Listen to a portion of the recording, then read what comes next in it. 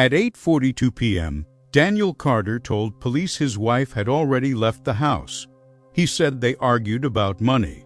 He said she packed a small bag and walked out around 8:30. But at 8:43 p.m., a Ring camera across the street recorded him standing alone in the driveway. And at exactly 12 seconds into that footage, something appears behind him. October 14th felt ordinary in Worthington, Ohio. Quiet streets, porch lights turning on at dusk. Emily Carter, 34, finished her hospital shift at 6:11 p.m. At 6:18, she texted her sister, heading home. Long day. That message would later be described as the last confirmed contact from her. No one knew it yet. When Emily didn't arrive at work the next morning, co-workers assumed she was sick. By noon, her phone went straight to voicemail. At 3:47 p.m., Daniel called 911 to report her missing. His voice was steady, controlled. He explained they had argued and she needed space. At the time, officers saw a worried husband. Nothing more. During questioning, Daniel said the argument was about debt. He admitted tensions were high. He claimed Emily left wearing jeans and a sweater. When detectives asked what color the sweater was, he hesitated. "I don't remember. It was subtle." But experienced investigators pay attention to hesitation when timelines are fresh. There was an immediate inconsistency. Emily's car remained in the driveway overnight. Daniel suggested she used Uber. Records showed no ride requests from her account. No Lyft, no taxi. Neighbors reported no one leaving on foot. If she left at 8:30 p.m., how exactly did she leave? Police canvassed the neighborhood for surveillance footage. 3 homes had Ring cameras facing the Carter property. One clip activated at 8:43 p.m.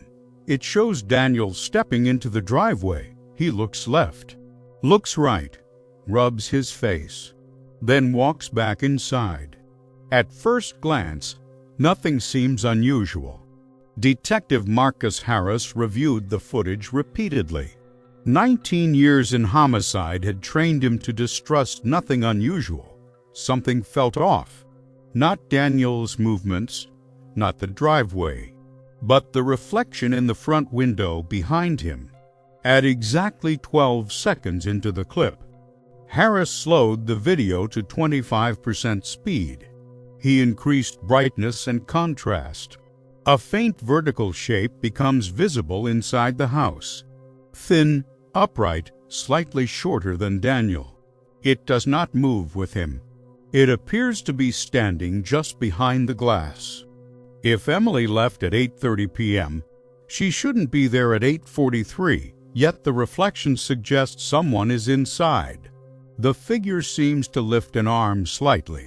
Then at 14 seconds, it disappears, as if stepping backward, into darkness. That detail would change the direction of the case. Digital forensic analysts examined the raw file. They tested for compression artifacts and lens distortion. Their findings were direct. The reflection behaved like a physical object interacting with light. Not a glitch, not random noise. Someone was inside that house at 8:43 p.m. Phone records added pressure to the timeline. Emily's device pinged the same cell tower covering their home until 11:17 p.m. It never traveled beyond 100 meters. Daniel said she may have forgotten it, but friends described Emily as inseparable from her phone. That explanation felt unlikely. At 10:03 p.m., a text message was sent from Emily's phone to her sister. "I'm okay. Don't worry." The message looked calm. But family immediately noticed something off. Emily always used emojis, and she never skipped apostrophes. This message skipped both. During a later interview, detectives asked Daniel to write how he would text reassurance. He wrote the exact phrase, "I'm okay," Don't worry, no apostrophes. Same spacing, same rhythm.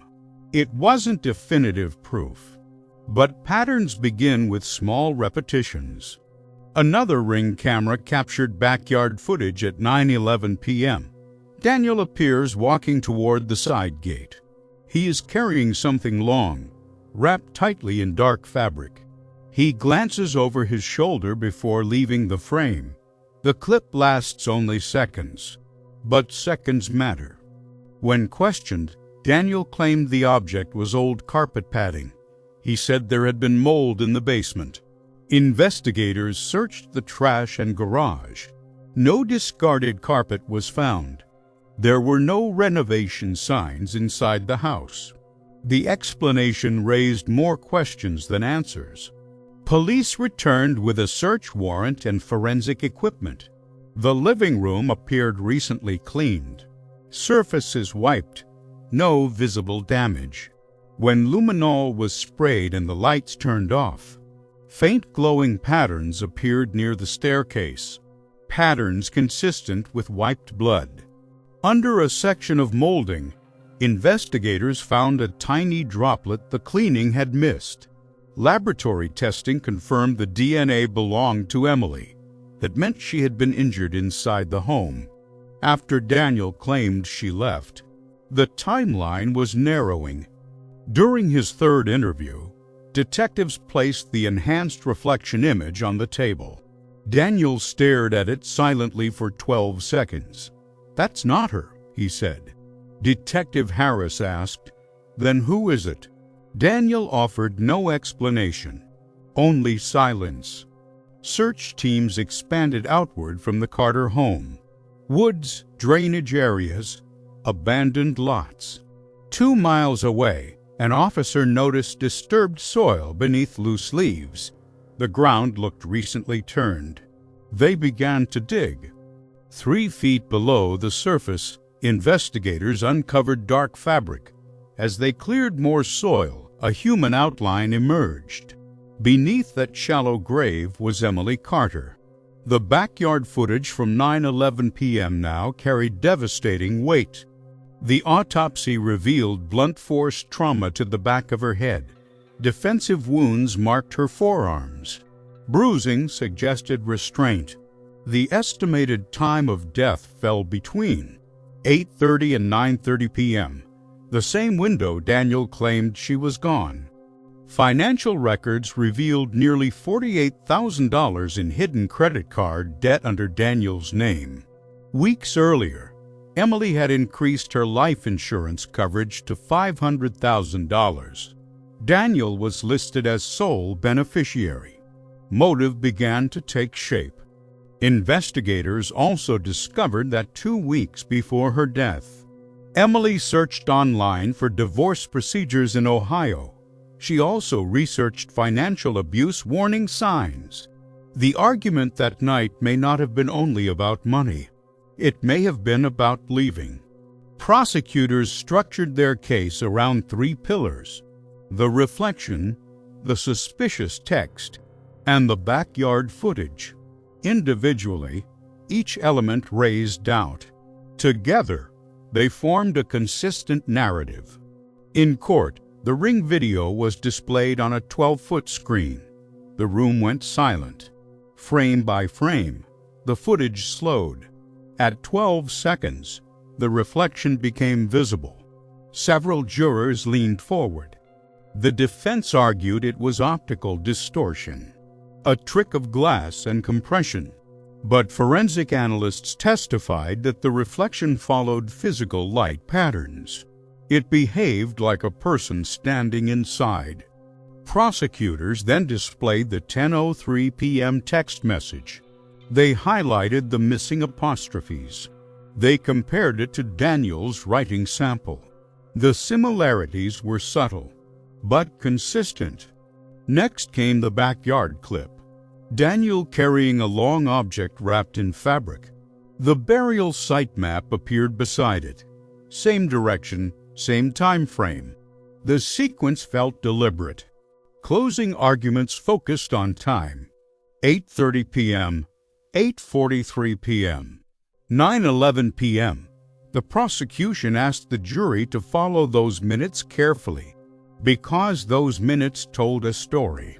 If Emily left at 8:30, why was she reflected inside at 8:43?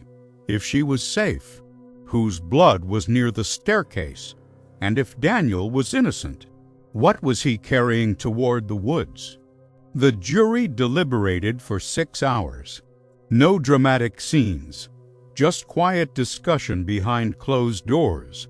The evidence was circumstantial, but tightly connected. When the jury returned, the courtroom stood. Daniel remained still. The verdict was read. Guilty of second-degree murder. No visible reaction crossed his face. There was no outburst, no tears, just silence. The same stillness seen in that reflection months earlier. Today, the ring footage still circulates online. Viewers pause at 12 seconds. Some see nothing. Others see a woman standing behind glass. But in court, it wasn't just a shadow. It was timing, behavior, context layered over minutes, a detail overlooked for 3 days. Investigators often say cases aren't solved by dramatic confessions. They're solved by inconsistencies, by small fractures in a story. This case fractured at 12 seconds. A reflection in glass, a missing apostrophe, a 7-second backyard clip. Individually ordinary, together devastating. Because sometimes the truth isn't hidden in darkness. It's hiding in plain sight, waiting for someone to slow the footage. One frame, one pause, one moment that didn't fit the story. And that was enough. The truth wasn't in what Daniel said. It was in what the camera quietly recorded at 12 seconds behind him.